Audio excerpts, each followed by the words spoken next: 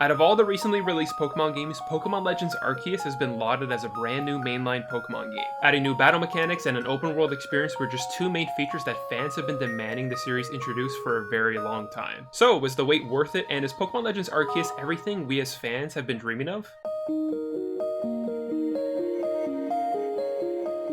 As someone who's been playing Pokemon games since their initial release and eventually got into open world games as I expanded my interest in gaming, I've always wondered how a Pokemon game could be translated into an open world format. And while I don't necessarily think that Arceus is the most polished game, it certainly is a huge leap forward for the Pokemon franchise as a whole and easily one of the best entries in the series. The setup for the game has your character in a brand new region called the Hisui region. After your character falls from a rift in the sky, you were taken in by Professor Laventon of Jubilife Village. And from here, you'll work as a member of the Survey Corps and assist with researching Pokemon at the Hisui region, while at the same time you are working towards finding out the mystery of the rift you fell from and all the questions surrounding the mysterious Pokemon in Hisui.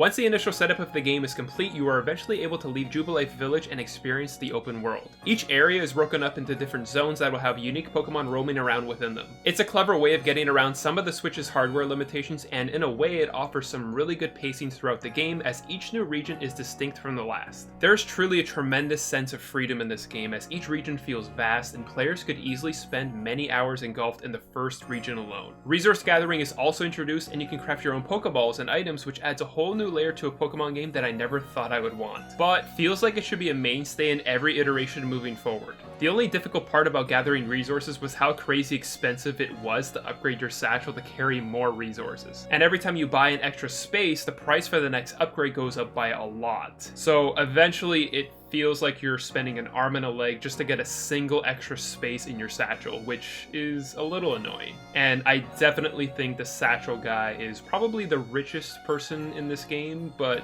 definitely a jerk.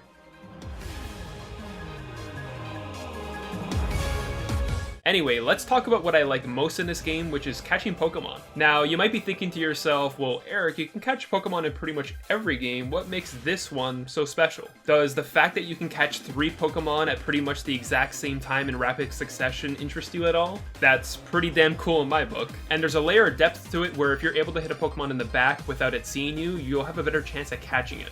There's even a stealth system in this game where you can hide behind natural cover, use lures to move Pokemon where you want to, and smoke bombs to conceal your presence to wild Pokemon. And if you get detected by a Pokemon and they're not the friendly type like Bidoof, then they'll literally try to kill you. Which is actually amazing because this not only adds a whole other level of fluidity to the series, but also a sense of fear when approaching certain mons because they will rock your world. Luckily, the game equips you pretty well with dodging mechanics and eventually you get mounts that you can ride away on, but the beginning of the game was the welcome challenge that I've been waiting for in this series. I could go on a rant about how Pokemon games as of late have been far too easy in my opinion, so I'll save that for another time, but this game really did strike that ideal balance of difficulty in the series that I feel like has been vastly lacking up until now. And I, for one, will welcome it in with open arms. Speaking of the difficulty, one aspect of the game that some might find more challenging are the frenzied Pokemon. These mons are basically the boss battles of the game, and you'll have to quell a number of them with the help of their respective wardens. I found these encounters to be really enjoyable as they offer combat variety to a Pokemon game, and for the most part they were pretty well designed,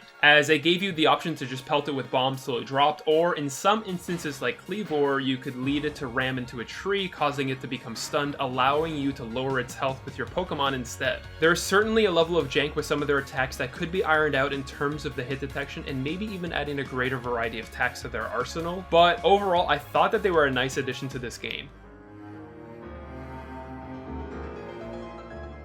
As for the Pokedex, it changes up things quite a bit, and there are specific tasks that you can do for each mon to fully complete their dex entries. Once completed, you will not only learn more about them, but also have an increase in shiny rates when encountering that Pokemon in the wild. It's a nice added feature and change up to a rather stagnant part of these games, which has had me more interested in learning about Pokemon that I didn't really care as much about in the past. And it's great for completionists and shiny hunters of the series. Another big change in this game is that Pokemon in the wild will attack you and can even take you out, leaving behind many of your inventory items, which thankfully can be recovered and returned to you by other players who are connected online. And although you won't actually ever see these trainers in your game, it is a nice little added strand mechanic that I find myself enjoying a lot more after completing the game. As for the Pokemon battles themselves, they've had a nice change up as you can use agile style moves to add more turns for yourself in the turn order, but the trade-off is that they aren't as strong. And with strong style moves, you can land stronger blows, but you might have to wait 2 turns before you can go again. I can't tell you enough just how much of a difference this small change has made to the battles in this game. There were so many situations that I encountered where deciding between 2 types of attacks and when to use them could decide the match.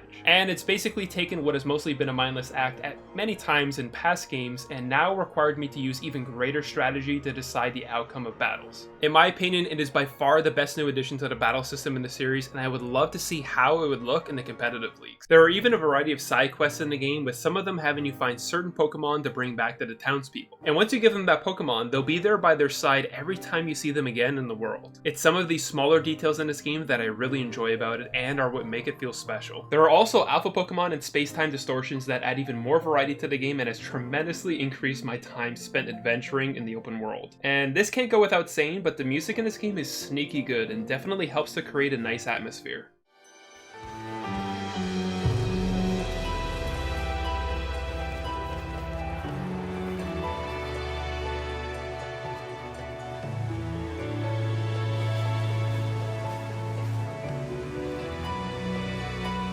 The last positive I want to touch on are the characters in this game, which is something I never thought I would say in a Pokemon game. If you've played any Pokemon game before, you'll know that the characters in those games talk in a certain way that leaves them feeling entirely one note and sometimes a little annoying. There was even a recent social media trend poking fun at this, which kind of just highlights the silliness of it all. But the characters in this game are written vastly better than any previous iteration. The dialogue feels like it's coming out of an actual person's mouth, and there's some pretty in-depth conversations I wasn't quite expecting. It's certainly a great step in the right direction for the series, which I feel like is going to be one of the main themes for this review. Plus, I really enjoyed having these quieter moments eating potato mochi with the team, as it provided some nice moments of levity from some of the more serious moments in the game.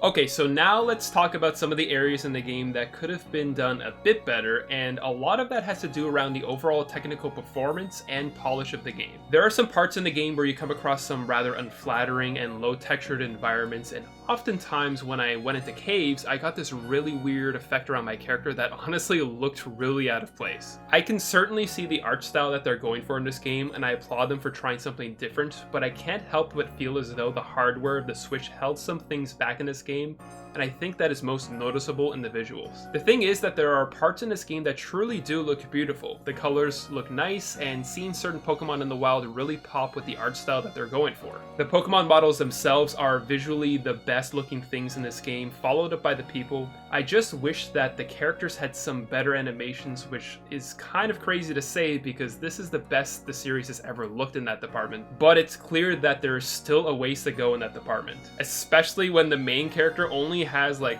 5 different emotions. It's also just hard to ignore some of the blander environmental textures when the artfully modeled Pokemon are standing right next to them. It creates this weird kind of contrast that at times isn't super flattering. The other thing that could use more polish are the pop-in textures that you see as you go through the open world, and they're very noticeable when you're traveling on any type of mount. And lastly, there were occasions where Pokemon in the distance would be moving at like 2 frames per second and would stay like that only until I went closer to it. It's not the biggest deal in the world, but it certainly would take me out of it a few times. I really hope that if this game ends up getting a follow-up in this style, that Nintendo and Game Freak are able to invest a little bit more money into it. And hopefully by that point there will be some stronger hardware to support it. Because this game really does so many things well, it's almost a shame that it's getting held back in the technical department.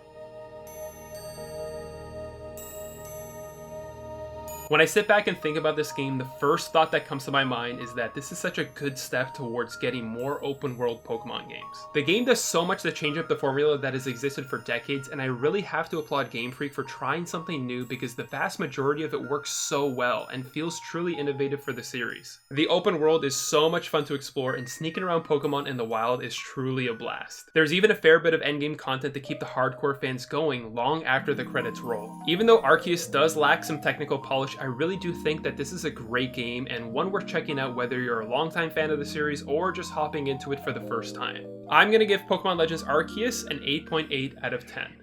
I honestly hope that this is the new standard of Pokemon games moving forward and that they only continue to build upon it from here because I had so much fun with this game. So, if you've already played Pokemon Legends Arceus, what did you think?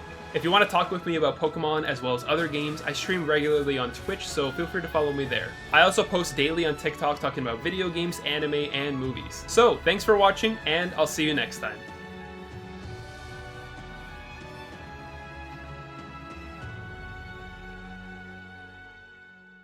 Sitting confidently.